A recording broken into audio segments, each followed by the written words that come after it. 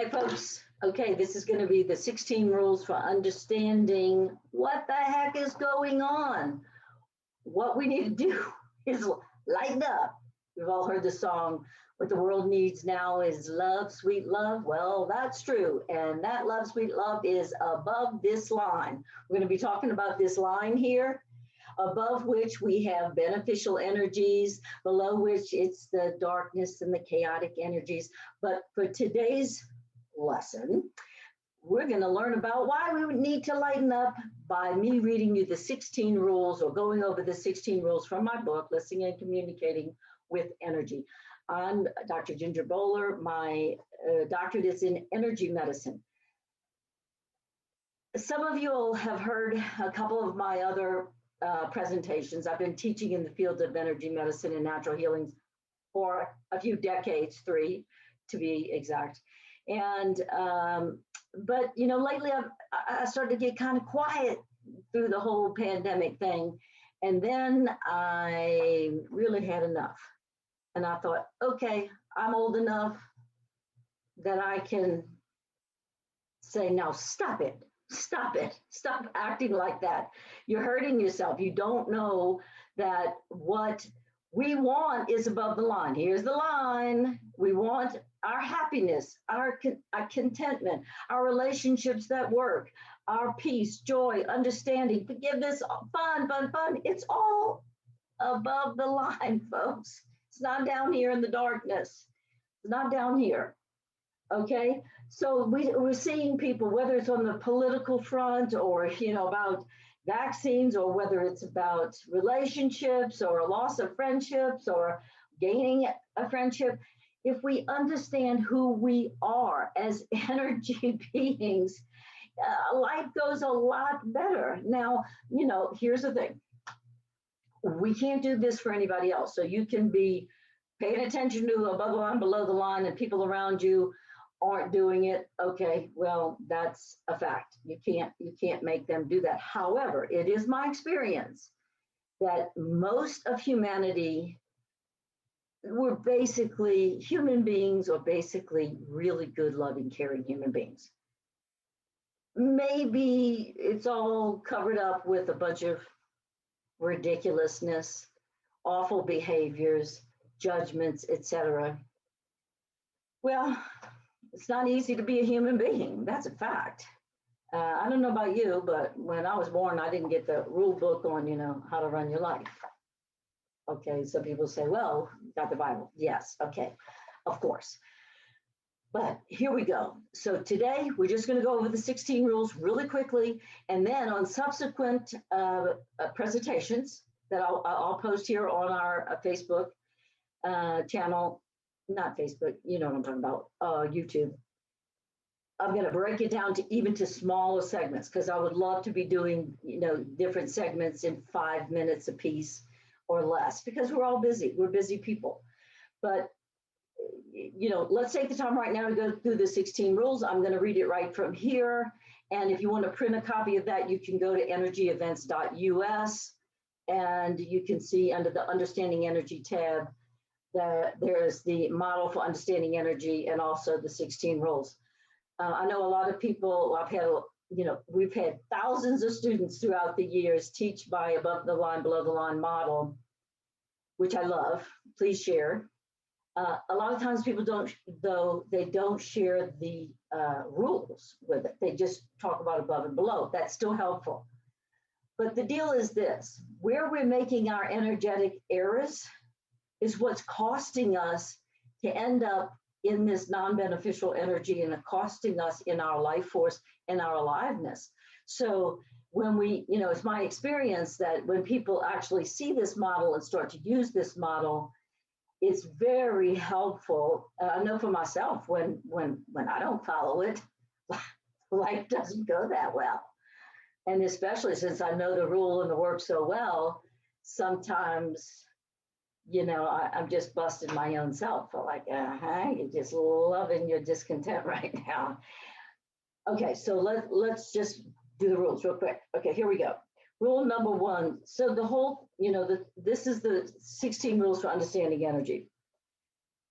Rule number 1, like energy, begets like energy. Now, the whole context for these 16 rules is everything is energy vibrating at its own unique frequency. Okay, everything. So, you know, my chair vibrates at a different rate than a, you know, pathogen. Different pathogens vibrate at different rates, at different frequencies. Okay, all right, so let's go. Number one, like begets like. Number two, doing things below the line. In here, okay. Doing things below the line pull you below the line. Give some examples. Okay, well, let me just back it up. On the like begets like energy attracts like, happy people get happy people. Disgruntled people get more disgruntled people. Anger gets more anger. Like attracts like. On rule number two, doing things below the line pulls you below the line. What does that mean? It means you could be way up here, high vibrating, you know, just having a great time, laughing, just feeling so good, and you start gossiping. Guess what? Boom, bazoom, you're below the line. You did it to yourself. Okay. Number three, there's no such thing as hovering. You're either going up or down the vibrational scale with every thought, every attitude, every emotion. We're not hovering, folks. Okay, so you got to be diligent. We have to be diligent. Number four, things above the line have the power to take you above the line when you've fallen below the line. That's why you have to know what your above the line things are. For me, flowers, laughter, fun, music. You know, there's lots of prayer, meditation, being goofy, calling my friends and family. You know, you need to know what your maybe marathon running is an above the line for you. Maybe kickboxing, I don't know, you know, but we need to know what our above the line things are. So number four is things above the line have the power to take you above the line when you've fallen below the line. Number five, things below the line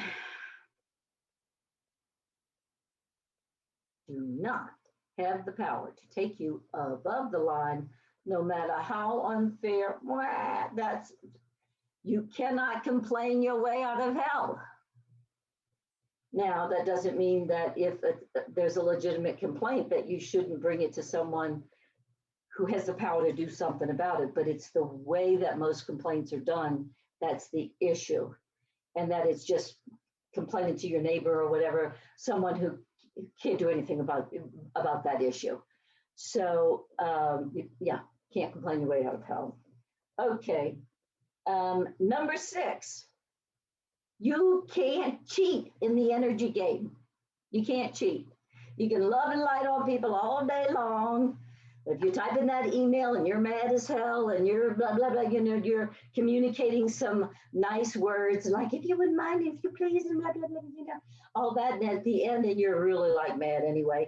And at the end, you know, you click the button. And you signed it, love and light. And you click the button, the person opens the email, and you're thinking when you click send, bitch, guess what that person receiving that email is going to be like, ooh. They don't know what they just felt necessarily, but they know there was something wrong with that. Why? Because you can, you know, send energy. Now, I know the word energy is kind of weird for some people. And well, think of it as life force, right? You want to swipe somebody or attack someone's life force or let someone do that to you? No, I don't think so. Okay, so number 7. This is a big one. You got to put stars by this one. No one else is responsible for your falling below the line. I'll say it again. No one else is responsible for your falling below the line. However, others do influence, and sometimes very greatly, our ability to stay above the line. Therefore, we have to be very careful of the company that we keep.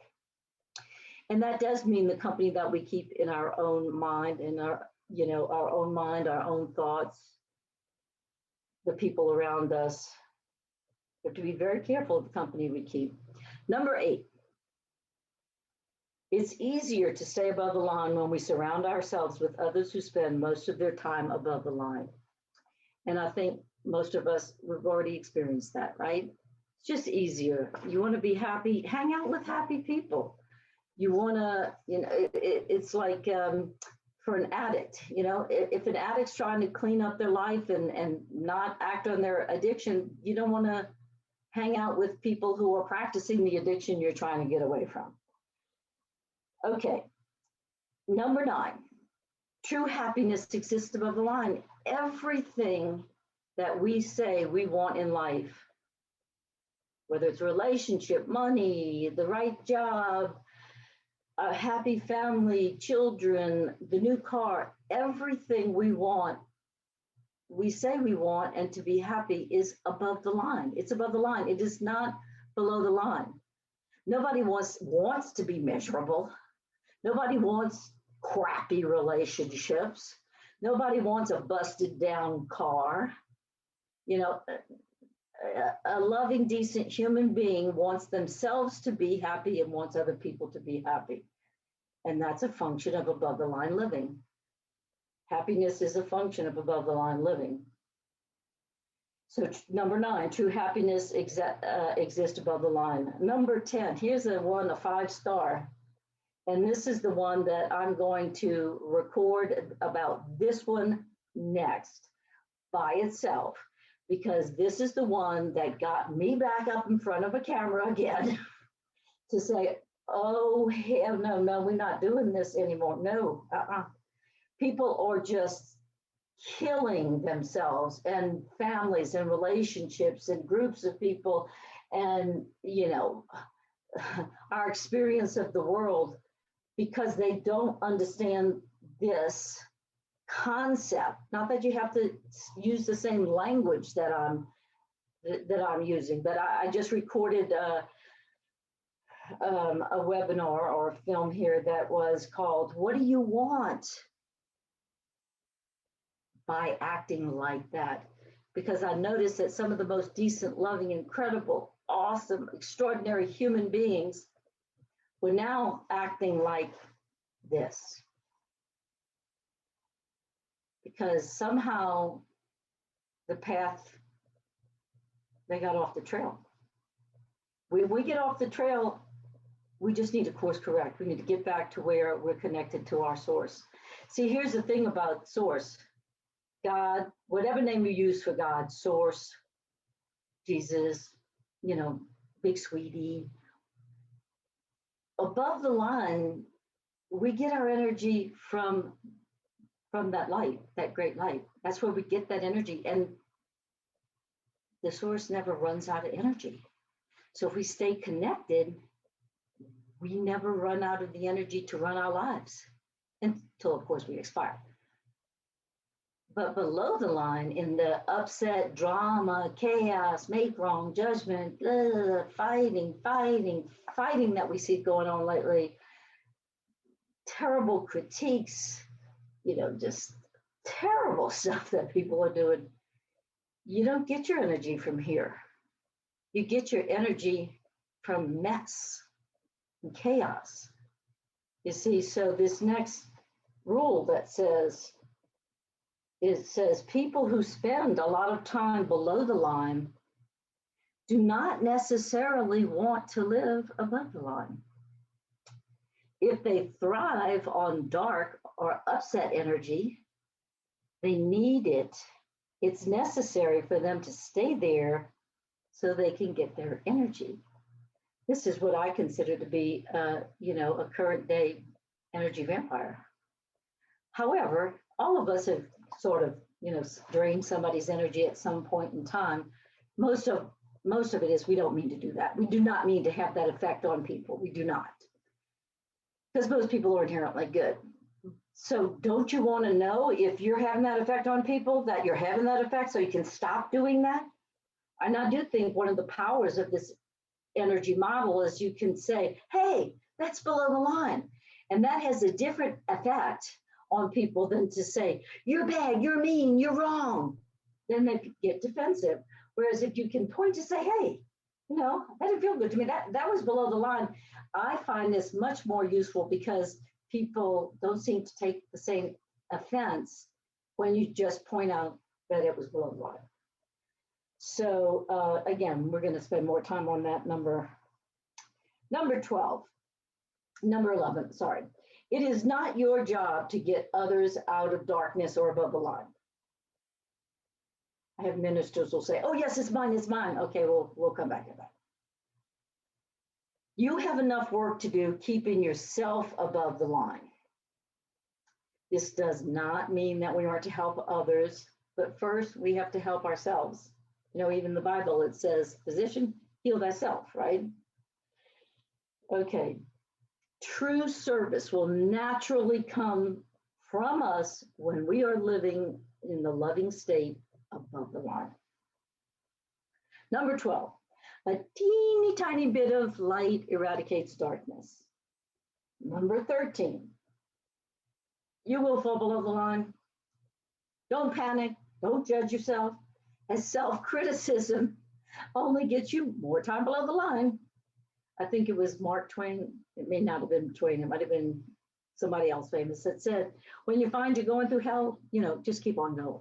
So you find yourself going through hell, just keep on going, but make sure you're going in the right direction, right? Okay. So again, 13, you will fall below the line. Do not panic and judge yourself, as your self-criticism only gets you more time below the line. Accordingly, when you are there, do something above the line, get yourself back there really fast. Okay, number 14. After continued practice and perseverance at staying above the line, it does get easier to stay above the line. And I know most of you all already know that because most of you are living above the line. 15, for those traveling and I call it the path of enlightenment, in the light, okay? You might call it some other thing, and my hair is just like in my face. Okay. For those traveling the path of enlightenment, time below the line seems inevitable. This time helps us to understand the suffering and trials of others, and helps us to develop the needed compassion, empathy, and understanding. So from that perspective, time at any point, you know, time at any point in this, you know, is any place in the game is valuable, because game is life. And again, didn't get the rule book, did we? And number 16 says, add your own rules as your understanding increases. Because different people have different ways of explaining this or different ways to understand, but it's really pretty simple, folks. What we want in life is connected to the light. Health, happiness, joy, contentment, peace, prosperity, success, relationships, it's in the light, not in the darkness. Again, you can't, you know, yes, we can stand up for injustice and all that, but truth and standing up for what's right is above the line. There's just a way to go about it. So in the future filmings, I'm going to break it down. We're going to break this down. I may end up, who knows, I may end up filming about, you know, rule number 10, 7 different times. We're going to break it down. We're going to get some feedback from you all, what you want more information on, some more real life examples, because examples really help us. But the whole deal is, folks, we need to lighten up. Lighten up. We got to lighten up. We want to be an upliftment to the people in our world. We don't want to be a sucker, a drainer. Nobody wants to have that effect. However, if you're one who is an energy user, manipulator, which is so many great examples right now that I won't go into, because we'd get into areas that we shouldn't get into on this program, okay? And that I won't get into, because I'm going to say what Mother Teresa said. She said, I'm not political, I'm for people. That's the motto I'm following. Yes, I have my judgments and opinions and things that I think, blah, blah, blah. Who cares, right?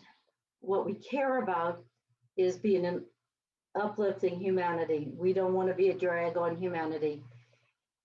living below the line is the lazy person's way out, because it's easy to get your energy here. All you have to do is create enough upset and drama and chaos.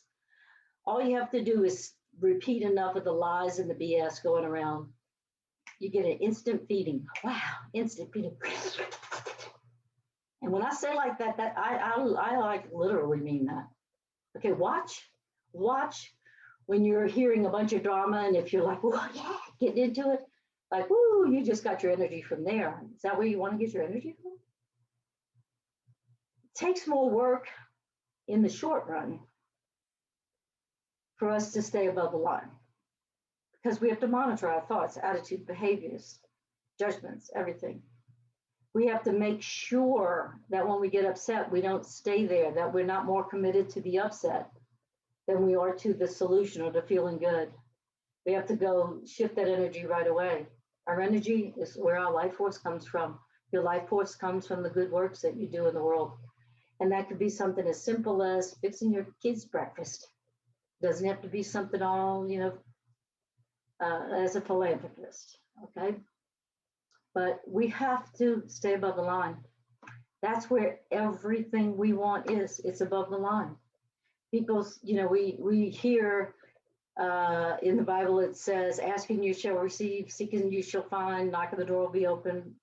Well, we've heard it, we believe it, except not always.